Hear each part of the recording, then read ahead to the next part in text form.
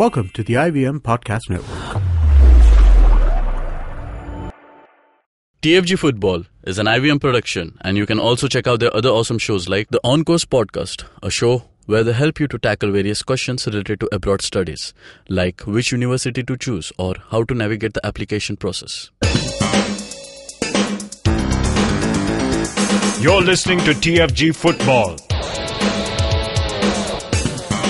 Hello and welcome everyone. Well, it's all happy faces over here in the studio. This is the TFG Football podcast that you're listening to. Well, of course, you know that.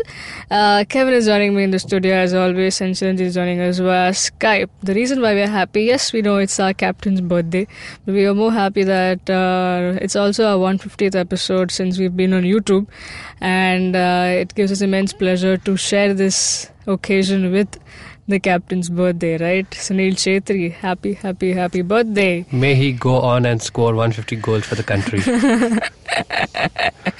Yeah, many more crazy and insane goals left in him, I'm pretty sure, for the country and for his respective club.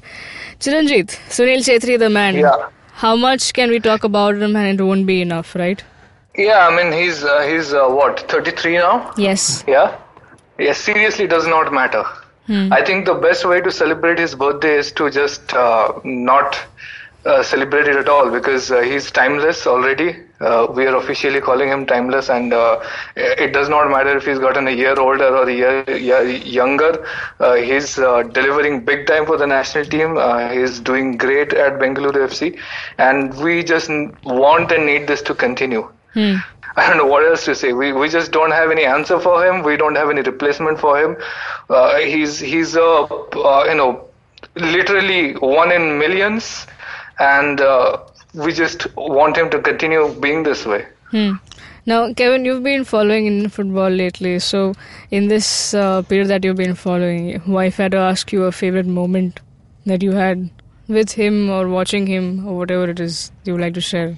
He speaks wisdom, he is just a man who talks sense, and he keeps his focus on the game, on what he talks about. He doesn't talk rubbish. We've seen him time and again, whenever he's asked a question about an opinion, he has an opinion that does not change over time. That's the best part that I like about him. And he does not give up. He's a fighter.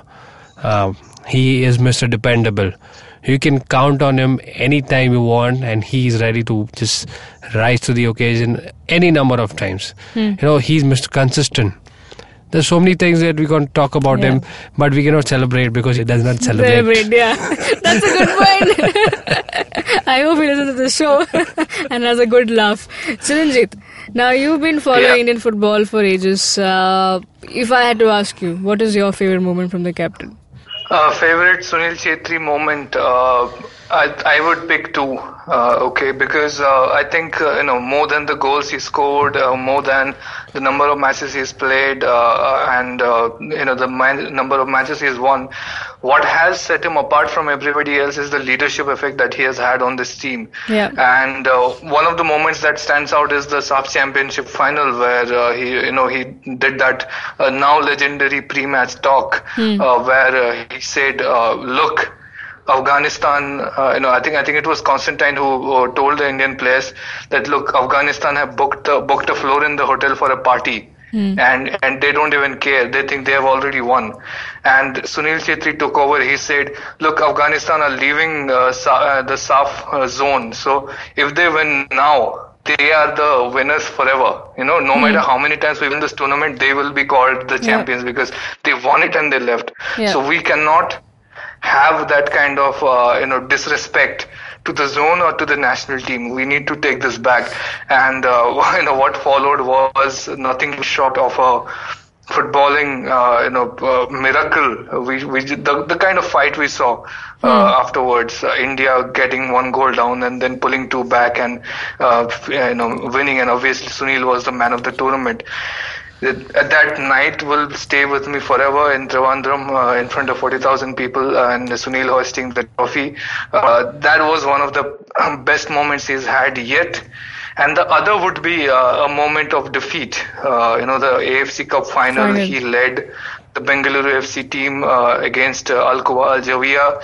It was an overwhelming, they were the overwhelming underdogs. It was hardly anybody gave them any chance.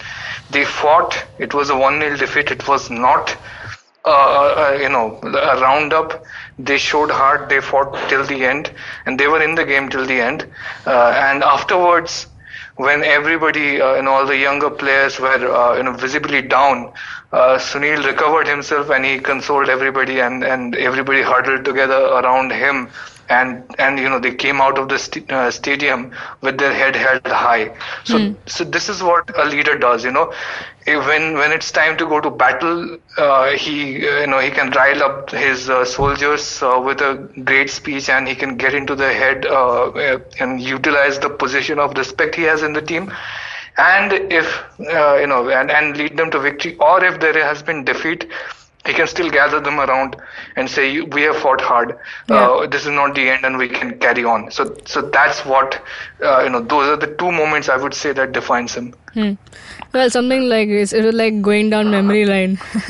It is beautifully put out there, and such great moments, right? I mean, even if you have to recall the latest one, the goal against Kyrgyzstan, just when we thought that we had to be content with a draw, and we were not sad at that, but still okay, 1 point is also big, and there comes Chhetri flying out there and scores that goal. I mean, there are just more, right? Just like Chiranjeev mentioned, you can't just stop at one. There are just many moments, and we just pick one or two. But exactly. But what stands out for that moment, Sijo? Thanks for reminding me of that I was there as well.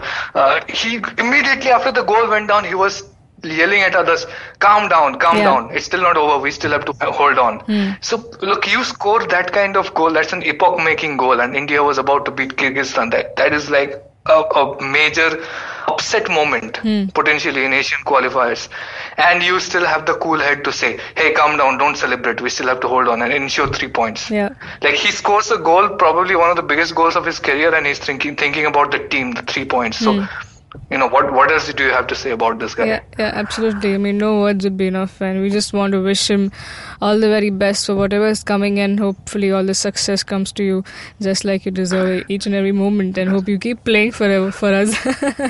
We are not calling it, So, well, moving on, we have some other more news is coming in, and signings mainly. Well, that's what we were looking forward to, right? Because we have 2 tournaments that are going to happen at the same time, so of course we will have many more signing stories. Now today, Mumbai City FC announced their new signing, Brazilian Everton Santos. Now, promising player, attacking midfielder. Well, Mumbai City also looking at some good signings over there among their foreigners. Kevin? Yeah, midfield is something that they need to pack up very soon because Mumbai City have been a good team, but Senaj Singh will require support. We know how Senaj plays. He's more of a, he can hold the game, but you require someone to take the game to the opponents. He should be the one that they are looking for. Chiranjeev, Everton Santos. Looks promising. Yeah, Everton Santos, right? Like, he's got 2 prominent club names in his name. Yeah. And he's also a prominent country he hails from, Brazil. So obviously you need the kind of creativity, in the team. So imagine they have him in the attacking midfield, and imagine if they get Sonny Norde to partner up with him in the left wing. Yeah. And they can get some Indian support for that guy. I mean, this is great. Balwant Singh is getting everything set up for him. If he just needs to go out there and convert those crosses and passes.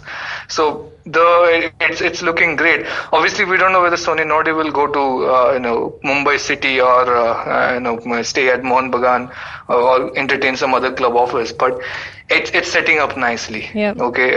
It's yet to see the kind of explosion that they had last season. Obviously, you're not gonna get Sunil Chhetri back, so that's not gonna happen. But Yeah, they're trying to recreate that magic, and the thought process is right. Getting Brazilians in and setting up for that one man to stow away every single ball that comes his way. Yeah, this is gonna work. Yeah. Now another midfield signing by FC Goa here.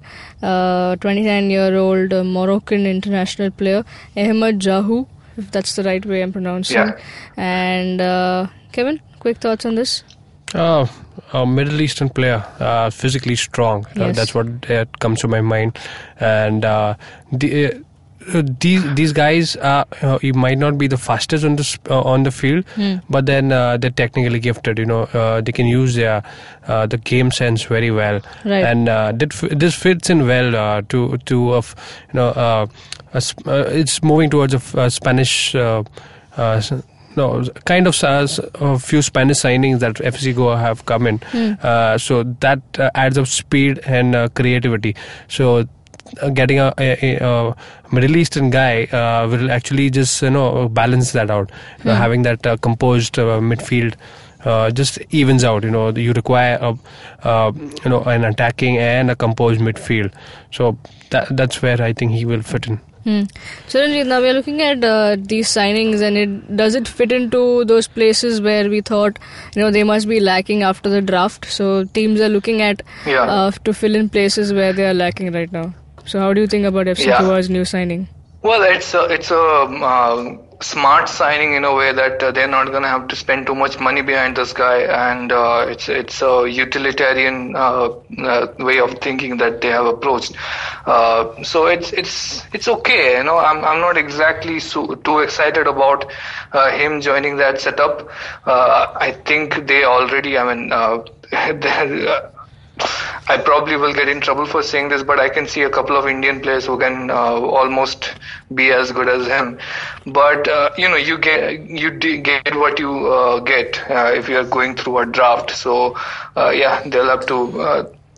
They're still trying to make up for holes. That's what concerns me a bit. And this is not a giant upgrade from what they could have gotten from the domestic market. But yes, this is okay. It's going to work in the sense that at ISL you have a good player in that position who is with a proven talent that's more or less guaranteed to give you some good results. Yeah, okay. Now moving on to another signing. Now this comes from the I-League second division champions who earned their spot in the top division. Neroka FC have signed the Australian defender Aryan Williams. He's also partly Indian because his mother hails from Mumbai and his dad is from England. Now he's been playing in A-League for Perth Glory, the 23-year-old centre-back. Promising, Kevin? Yeah, so this fulfills at least one of the Asian player criteria because Australia is one of the countries that falls in the AFC zone. So pretty good for Neroka. They're slowly coming into the picture. They tried their hand to come into the I-League via direct bid in last season, but thankfully they did not get through, because now they've earned it. They've earned it. Now nobody can stop them. Yeah. This is much more sweeter than you can just enter in directly. So yes, pretty good. So he's got lot of experience playing in the A-League. So he can be someone at the back line in the foreigner section. It really goes on to show you that he's got some decent experience playing from the back. Yeah. It's not like a central defender is needed to just be like the shot stopper. You can go up during the corners. I think that experience of his can come into play. Well, Chiranjit, now your thoughts on this new signing by Neroka FC, 23-year-old centre-back. Come on, man. It's so refreshing to see a foreigner is coming to India and he's 23 years old. Yeah. Like, what? we don't get to see, like, we got a lot of players coming in who are in their 20s and many in the ISL as well, which is a good sign. But obviously Neroka have gone for a young foreign centre back. It sort of suits them, their style of play, their pacey demeanor. So yeah, he's a perfect fit for Neroka. So we are also looking at a situation where slowly the prospect of using Indian origin players in the national team and assimilating them into the system, that is coming more and more into debate. So it's actually a good prospect now for some of these players to come to India. I mean, take this guy, for example. He has not really managed to make himself a regular A-League player over the last couple of seasons when he was at Perth Glory. So it makes sense for him to come to India and try to make some money here, because in some cases they can make more money than playing in some of the mid-table or lower table clubs in some other country. So as Indian football becomes more and more lucrative, we will see more players like this coming in, because you come and play in India, a club in India, you live in India, that makes it easier to get a citizenship. And once you do that, a young player like him is 23 now, he plays in India for 2-3 years, then he becomes a national team prospect. So it's a very interesting development, and I want to see how his career plays out over the next 2-3 years. Well, let's see how this all pans out now. We'll have to wait and watch once this tournament starts, once the league starts, to see how these players will be effective for their respective teams. And now that brings us to the end of this podcast, and taking this time to thank each and everyone, all the subscribers and our followers on Twitter. Thank you so much for tuning into us and listening to us and giving us your feedbacks, whether good or bad. Everything is welcome. Continue to do that. Your support will help us grow even more and help us get us more information on Indian football and keep you updated. Now, once again, wishing Sunil Chhetri, the captain, a very happy birthday, and have a great day, folks. Leave your thoughts below, and you can also leave your messages below. You never know if what if he listening to our show and he reads all the comments below as well. Now, once again, for the 150th time, I'm saying this. Maybe not exactly, because many others have also said in my place. Like, share, subscribe, hit the bell icon so you get updates of our new episode. You can also listen to our show on Audio Boom, SoundCloud, iTunes, and various other podcasting apps. Follow the TFG Football Twitter handle, where you get updates about everything Indian football. Read about all our stories about Indian football on our website, thefangrass.com. You can also talk to us directly on Twitter, Chiranjit Oja, Boza_Kevin, Sujumatthew94. Have a great day, folks. Enjoy. Keep coming to us, keep listening to us, because we're a daily show. Have a great day. Enjoy. Happy birthday, Chhetri. Bye-bye.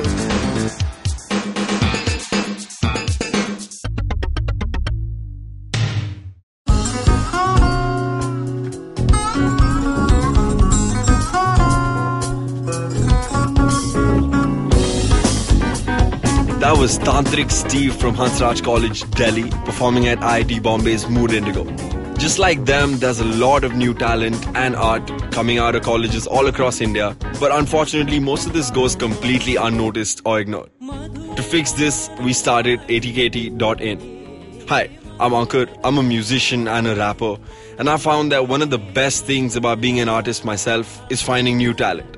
Through ATKT.in, Tanya, my colleague who's a dancer, and our whole team really is putting all of our efforts into discovering and promoting all the coolest talent that's coming out of colleges all across India. And this goes up on our website, our social media, TV, radio, and now, of course, this podcast with IVM. Make sure you go to our website, support the talent with your likes, your shares, your comments. All of that really matters. Go ahead, check it out. ATKT.in.